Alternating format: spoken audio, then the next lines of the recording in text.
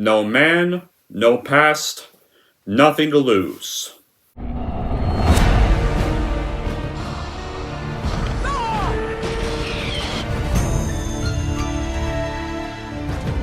were up, and they did. We're smart, and my...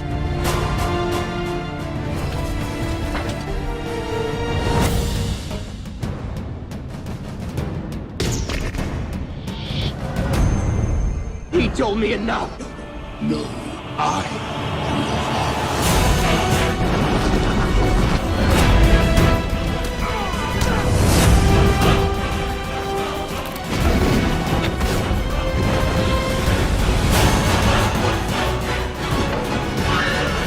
Here's Chuck.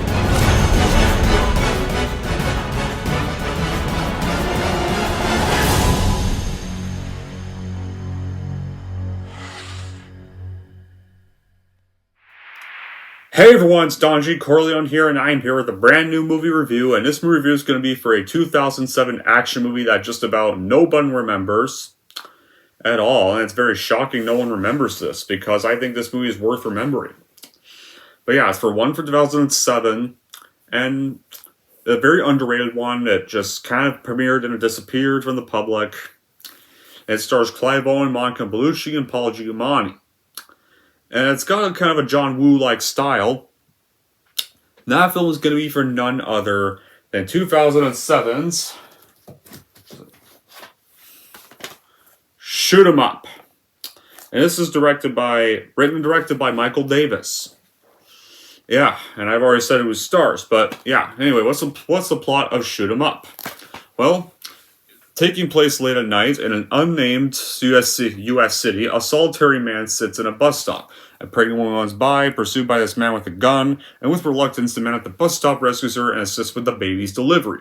And while additional pursuers fire at them, including the gang's particularly nasty leader, played by Paul Giamatti, who's named Hertz, our hero, who's known only as Smith, played by Clive Owen, determines to save the child and find out why Hertz wants the baby dead. At this local bordello, he tries to employ this lactating hooker to watch the child, but things kind of quickly escalate as makeshift family is soon on the run, and then, yeah, so heavy music metal apparently calms the baby. Why? Yeah, though. And it's a laboratory, gun factory, personal campaign will figure in Smith's quest for the child's safe deliverance. So yeah, what's the plot? I mean, how was this film made? Well, Michael Davis wanted to make an action film that focused on guns and was devoid of explosions. And you can see the film after seeing a scene from John Woo's film Hard Boiled from 1992, where star Chow Yun-fat rescued newborn babies from gangsters while engaged in a gunfight. And Davis felt the scene could be expanded to a feature-length film, and it'd be a gun-like version of Run, Lola Run from 1998.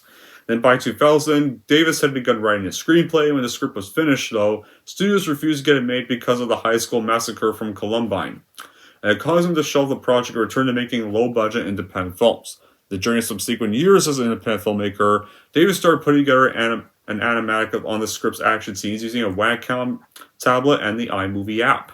And the animatic, which he originally made as a hobby, became his pitch animation in finding a producer for the project. He had sent the script to Don Murphy, producer that went to film school.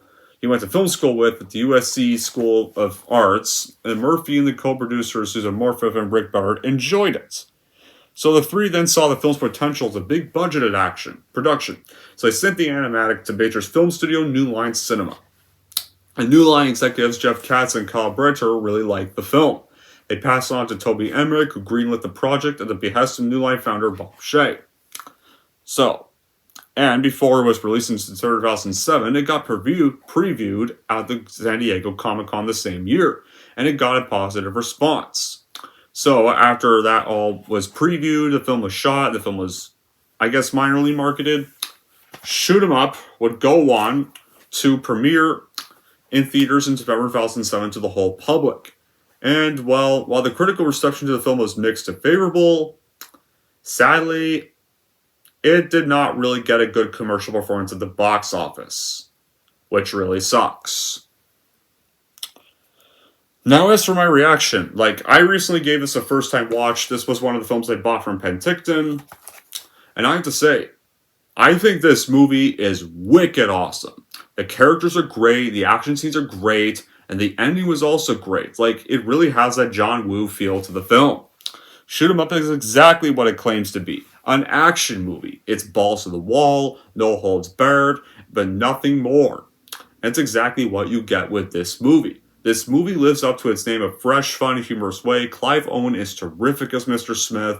He's definitely one of the most underrated action heroes I've seen in a film. Paul Giamatti is very witty and enjoyable to watch as the bad guy here. But if you take this film too seriously, you will definitely not like it. Yeah, because it's a ridiculous film filled with non-stop action that would never be humanely possible.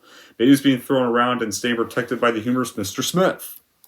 The plot is pretty much non-existent other than about half a dozen scenes of slightly forced dialogue. The purpose behind these scenes is more to give the audience a couple of minutes to catch its collective breath between action scenes than it is to develop an actual story.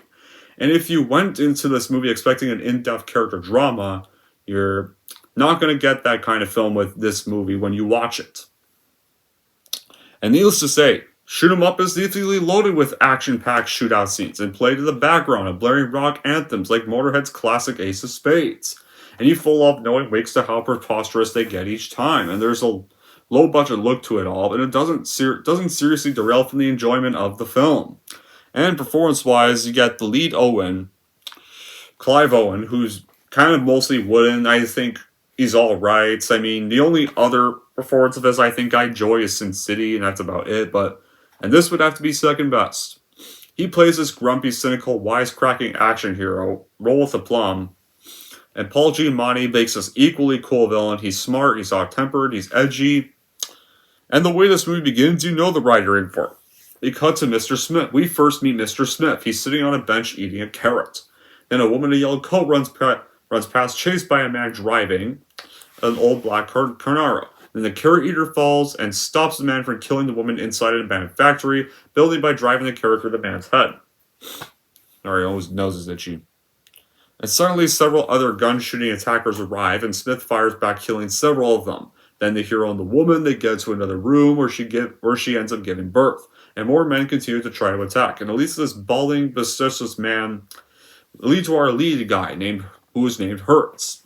As Smith, the woman and her baby all try to escape. The woman gets killed, but the baby manages to survive, and Smith flees with the baby. So they stop at a washroom, and Smith then has another fight with a well-dressed hitman and leaves the hitman alive. Then he gets on a bus and uses his sock to make a cap for the newborn baby. Then Smith then leaves the baby and intends to officially try to leave the baby in a park for someone to find. But then a bystander arrives to pick up the infant. When a bystander tries to picks up the infant she gets shot by Hertz from long range using a sniper rifle. So Smith ends up rescuing the baby again, and he takes off again, knowing he can't leave it pretty much anywhere. So yeah, he goes to a church, but it turns out the church is a brothel, and he finds a woman named DQ, who's played by Monica Bellucci. Yeah, DQ. Ironic. Not as in Dairy Queen, guys. DQ is her name. It's this lactate wet nurse hooker and offers her $5,000 to look after the baby. But she refuses, and Hertz fondles the dead mother's breast and realizes the baby will need milk. He then decides to find a lactating hooker and arrives at DQ's. He tortures her for info on Smith, and then returns, and then Smith shoots Hertz and some henchmen, they escape stealing a BMW. He then gets upset at Mercedes' driver, who doesn't signal any changes, and rams the other car. And from there, the film is non-stop epic, hilarious, and badass. And yeah, the film is violent, sure, no doubt, but it's how a movie is really, this is really done, and that makes a difference. Shoot 'em Up proceeds from one dazzlingly outrageous scene to another with unflagging confidence, tons of punch, brilliantly warped humor, and blazing originality. And it sweeps you and the lucky viewer giddy and gleefully along. For anyone who remembers Sin City, this is a hard movie to explain. You imagine comic books with mindless but stylish violence, and you'll have Sin City. And the obvious inspiration for this. What else you would see a man using a gun and a merry-go-round to keep a baby alive? Or else would you see a mid-air gunfight involving fighting and parachutes as well? Or you're going to see a man drop his gun in the toilet, take it apart, and use a blow dryer to heat it so that it will fire. And where you're going to see 101 uses of a carrot in an action film. Because it's both tasteless and mindless, and it's vaguely stylish. I really love what Michael Davis and his crew did when they made this film, called Shoot 'em Up. someone could think like Davis is like, someone could think of Davis as this really eager teenage child that's ready, that hopefully would like to see a crazy action film. His movie's definitely no realistic at all. And that's the whole point. The action of this movie is flawless. Everything's unrealistic and extraordinary. It's many extravaganza shooting like should be seen in this movie for pumping everyone's adrenaline. It's very surprised about how frequently shooting was in the movie. Like, that's why the movie's called Shoot 'Em Up. And the result was unstoppable shooting. It's definitely this great kind of action. Like, this was around the time when films like the Transporter movies and Crank with Jason Statham were made. Like this, like that movie, like those movies, like are all the real extreme action. Like, not some movie where they just try to sell extreme action, but its results are really crap. And like, it's just unbelievable. It's amazing. It's overload. Yeah, it's like the description for the action scenes of the film. Like, it's definitely one of the greatest dark comedy movies. Like, Shoot 'Em Up showed many dark comedy skits like that could literally shock everyone. I definitely couldn't believe that Shoot 'Em Up tries to literally sells action dark comedy, because this movie definitely has a pretty dark tone and it advertised like an action film, even though it definitely still has some comedy elements you can still find here. So yeah, once we get the BMW scene and after Mr. Smith and DQ have escaped with the baby, after that brief fight with Hertz is still alive and he immediately calls for 50 more men. So Smith and DQ go to a downtown area. Smith tries to get some bullets and some change in a blood donor check. And DQ earns some cash by giving a man a BJ in an alley. Blowjob, as BJ stands for. Smith then takes DQ and the baby to his place. And definitely you have a loft, which is a loft in a nondescript industrial building. And the door lock is activated by a literal rat. And so when Hertz, on the other hand, is driving with two assistants. And they arrive at the same building. And apparently we find out more about Hertz, the character of Hertz. Hertz was an FBI forensic behavior consultant, and he definitely knows what anybody would likely do. So, once we get to Smith's place in a loft appointment, Smith decides to fashions a newspaper and turns it into a diaper. Decides to call the baby Oliver, as in like Oliver Twist. So Smith and DQ notice the baby calms down with watching heavy metal rock on TV, and then cries when a politician speaks on another channel. So it's pretty hilarious concept how heavy metal music, which is very loud, will actually calm a baby down. But then when a politician quietly speaks, the baby will start crying. Which actually is a really funny moment. Then, of course, while this is happening, more attackers arrive, and DQ escapes down a dumbwaiter as Smith and the baby escape in a wildly stylish hail of bullets. And Hertz and his henchmen give chase with dogs, and Smith eludes them all and uses the baby's diaper as a decoy. And Smith now knows that the baby got used to heavy metal music while in the womb. Must have thought that. So they go to a metal club. They go upstairs, they find dead men in the office, and a photo of 3 women in yellow dresses. One of them is the baby's mother. And next door, Smith and DQ overhear Sue talking on the phone about the dead woman as well. Then they find a lab room with a fridge full of samples of one donor, and Smith suspects the babies are being used for someone's bone marrow transplants. Like, it has just enough plot to get started and keeps the enough plot to stay interesting. Like, within 60 seconds of the film's beginning, you know the main character and you're cheering for him as he blasts away the bad guys who really deserve every single minute of it. So, like, Shoot 'Em Up also even pokes fun at the modern action films, even while it's paying homage to all of them. And every scene just drips in self-depreciating winks at the cinema, and no action trope film is left unused. Like, if you really think of, and honestly, since Clive Owen's character loves carrots a lot, eating carrots a lot, and Paul Giamatti character actually, believe it or not, actually kind of has a little Elmer Fudd-like voice. So if you think about it, it really feels like an R-rated action-themed Bugs Bunny cartoon. Clive's character loves to eat carrots, and even at one point says, "What's up, Doc?" And Giamatti's character literally does look and sound a little bit like Elmer Fudd. He even talks like Elmer Fudd at one point in the film as well. And what the title implies, Shoot 'Em Up is not just 87 minutes of gunfights. There's a plot. It involves the protection of an orphan baby and the urge of Mr. Smith to rid the world of everything he hates. As feeble as that is, you think about it and you realize, with equal shock and glee, the story works for the movie. what you're left with is well visualized and executed fight scenes with enough character development to develop some sympathy and even brief commentary on of all things like gun control. Everything just about the film was ridiculous, from Smith's ability to shoot the bad guys, have sex with his female tag-along, and manipulate electronic devices with one hand, and in 2 seconds to the fact that he does many of those things at the same time, with a baby cradled in a spare arm. And he could have stopped mid-shootout for a cup of coffee, and that definitely would have also worked pretty much equally fine. So after after they find out about the bone marrow part, Smith DQ'd the baby, decided to go to a hotel room. Smith decides to wait to watch TV, literally calling all the major news outlets with the scoop. And DQ is sad by the memory of her own child. Right here, we find out that. So for what we imply here, that DQ did used to be a mom and probably lost her child to something similar like this as well. Then Smith and DQ kiss and they have sex. But then, they get interrupted by SWAT team type gunmen. And Smith shoots them all as he stays coupled with DQ. So they can't stay at the hotel. So Smith and DQ bring the infant to an armory. They plan to put the two, and Smith decides to put the two, hide them into an M24 tank for their safety. So Smith gives her a weapon that causes and then, of course, after he gives DQ a weapon, he sees this mother is literally scolding her child. I don't know what reason, but I think she's just being abusive or something like that, because she starts spanking the child in public, which is probably not something you should be doing when you have kids. And so he pretty much goes up to the woman. He literally starts, so what does he do? He actually says you shouldn't be doing that in public, and he starts spanking the woman, humiliating her, and the kid's even laughing right there. And it also allows DQ to go inside.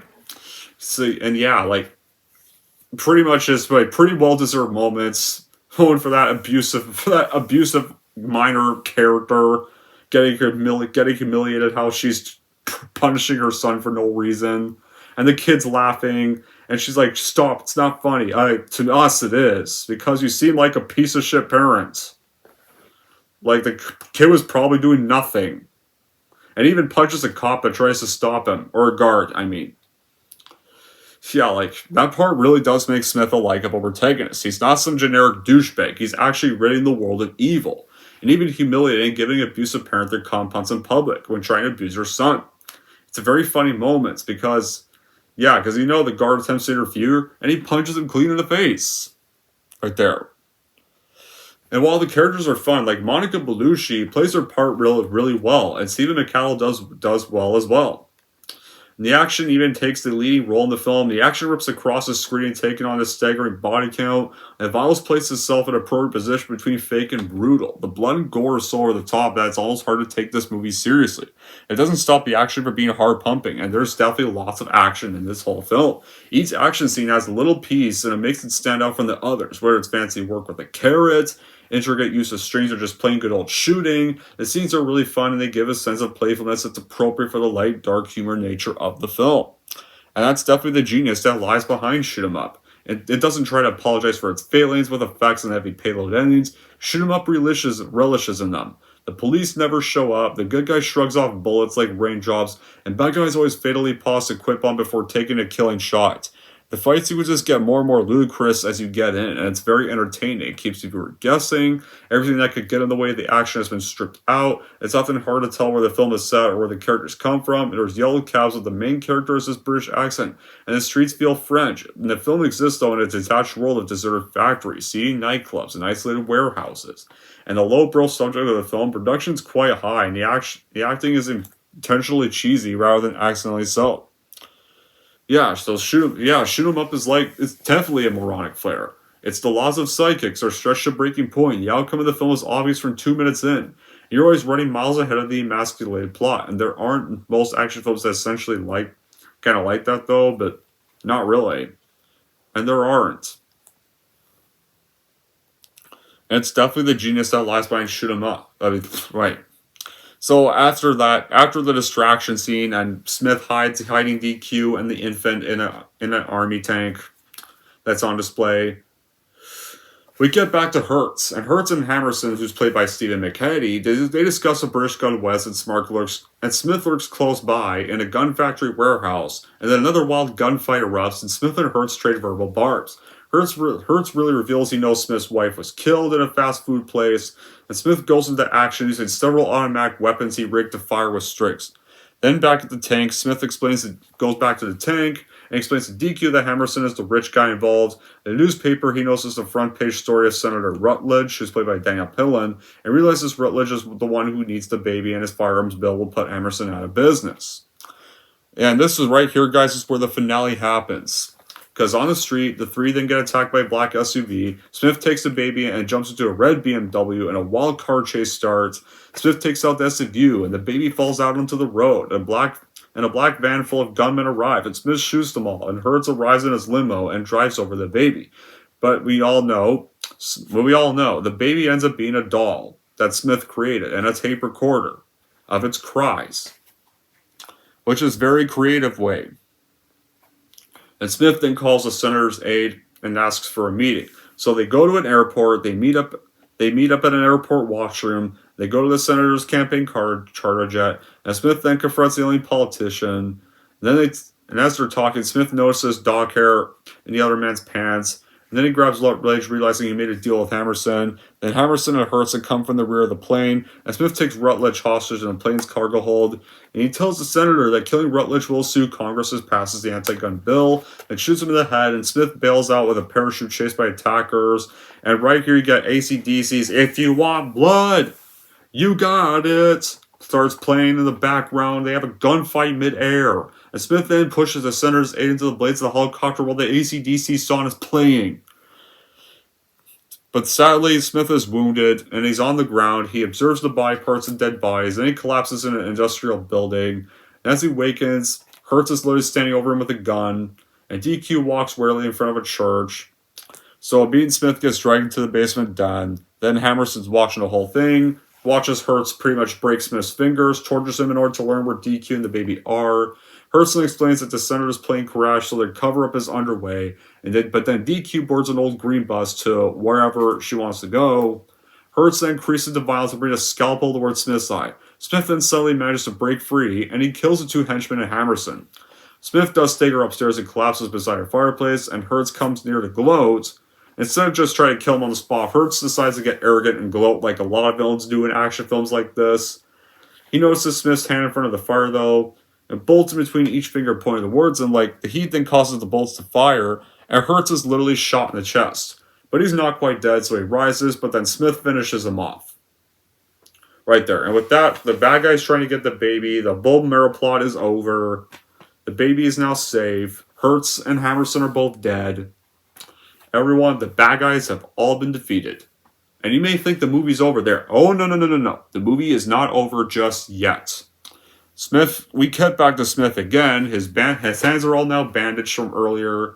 He's now waiting for the green bus in front of the church, and rides the bus full of hippies and gets off at an ice cream shop. And where you see Oliver, the baby again. The baby's now safe, and DQ is now the waitress, and Smith actually kisses DQ. But then some scruffy armed robbers break in, and Smith is able to kill them all. It uses a character Hellfire gun with his bandaged hands, and right there, like as the movie's ending, you get "Kickstart My Heart" from Motley Crue playing in the background. Wow, yeah, kickstart my heart with the methodness. Oh, yeah, playing in the background as the credits roll. That's literally right there how the movie ends. Yeah, it's a perfect way to end an action movie like Shoot 'Em Up. Very perfect way to end the film. This is because this is a movie that never gets boring, and to be honest, like it really sucks that it bombed at the box office. Because like there's plenty of other films that got box office success that didn't really deserve it, that this movie should have got instead. Like plenty of actually bad action films that made more money than this movie. No, this movie should have made any of their money. This movie actually is one of the better action films of the modern age. Now, would I have any bad qualities with the film? Well, I will say that Clive Owen just stars the good guy, and Paul Giamatti stars the bad guy. There's not really a lot of characterization beyond that, even though it's a clear attempt to make them a three-dimensional character, as we see during the calls from his negative wife.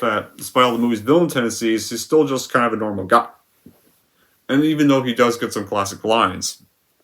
And Owen's character, named Smith, he is like a little thin, even though this is one of Clive Owen's better performances. What we do learn about him is that he knows a hell of a lot about guns and can't really stand people littering, not using signals, or spank their kids. It's definitely the perfect man for a film like this. Definitely that's found a retribution where he needs to be out because he hates all the right things. And they can relatively effectively deliver clever pearls of advice. But yeah, other than just a thin characterization, I think that's about it for bad qualities, because I hate nothing else about this film. So in the end, Shoot 'Em Up is worth buying for action movie fans and those that are fans of John Woo. Even though this is not directed by John Woo, it has the style of a John Woo film. Yeah, it's definitely worth buying for John Woo fans anyway. Anyways, guys, that's it for my review of Shoot 'Em Up. And if we're going to rank Shoot 'Em Up, here's how I'm going to rank this movie. So overall, if you are a fan of classic action, full non-stop action films, then totally buy Shoot 'Em Up for your collection for sure. And if you're wondering how I'm going to rank Shoot 'Em Up, I'm going to give Shoot 'Em Up a 9 out of 10. There we go, guys. That wraps up my review for Shoot 'Em Up. Let's put you back.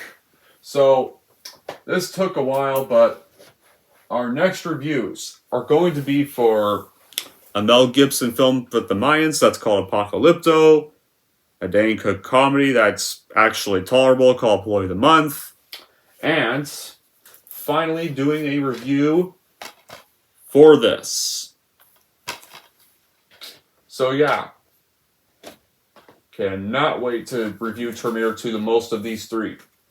Been meaning to review Terminator 2 for a while. I've reviewed the first film.